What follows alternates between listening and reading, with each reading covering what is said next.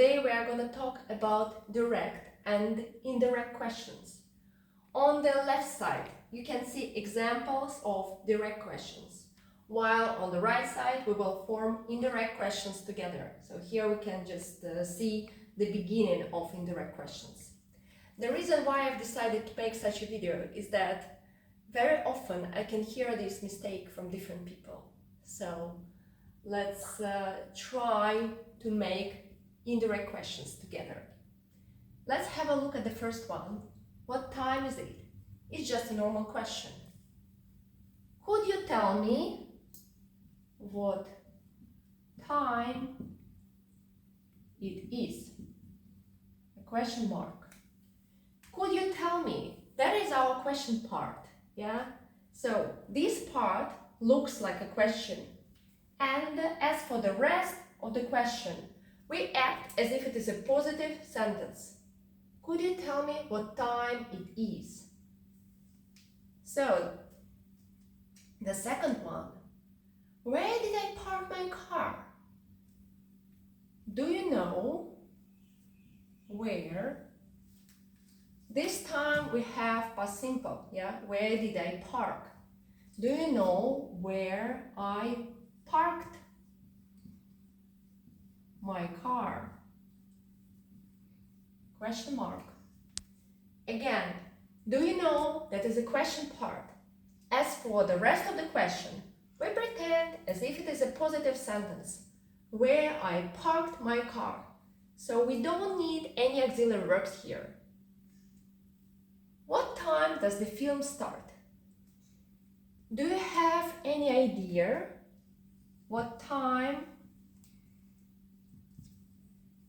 the film starts? You remember that if we have it, he, she, we need to add s. Do you have an idea? That is our question part.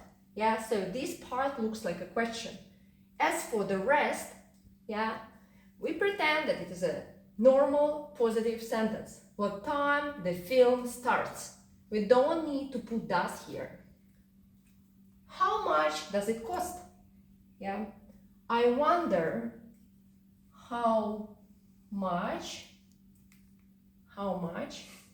it costs.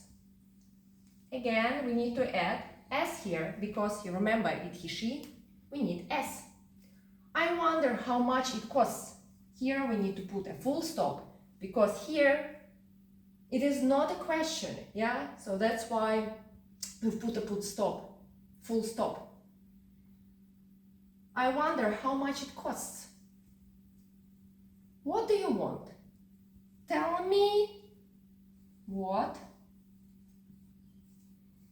you want.